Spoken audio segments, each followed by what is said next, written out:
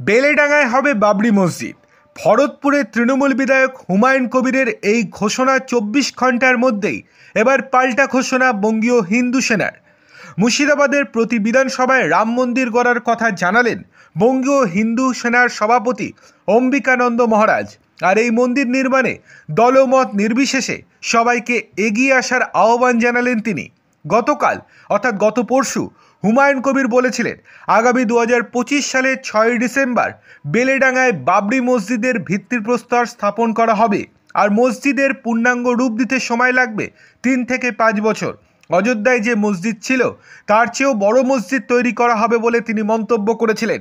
তার এই ঘোষণার পর এই দিন সোশ্যাল মিডিয়ায় অম্বিকানন্দ মহারাজ বলেন উনি বেলেডাঙ্গায় বাবরি মসজিদ তৈরি করুন, আমরা তাকে আগাম শুভেচ্ছা জানাচ্ছি। আপনাকে আমরা আমন্ত্রণ জানাবো মুর্শিদাবাদের প্রতিটি বিধানসভা কেন্দ্রে একটি করে রাম মন্দির তৈরি করার জন্য।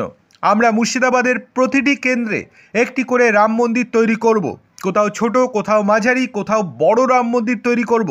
আজ থেকেই কাজ শুরু করে দিয়েছি। রাম মন্দির তৈরিতে দলমত নির্বিশেষে সবাইকে এগিয়ে আসার আহ্বান জানান তিনি।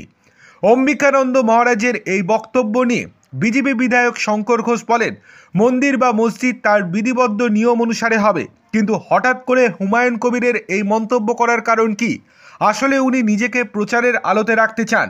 অন্যদিকে রাম মন্দির তৈরি নিয়ে তার বক্তব্য, রাম ভারতীয় সংস্কৃতির যুগপুরুষ, রামের মন্দির হবে, এর মধ্যে নতুনত্ব কি আছে?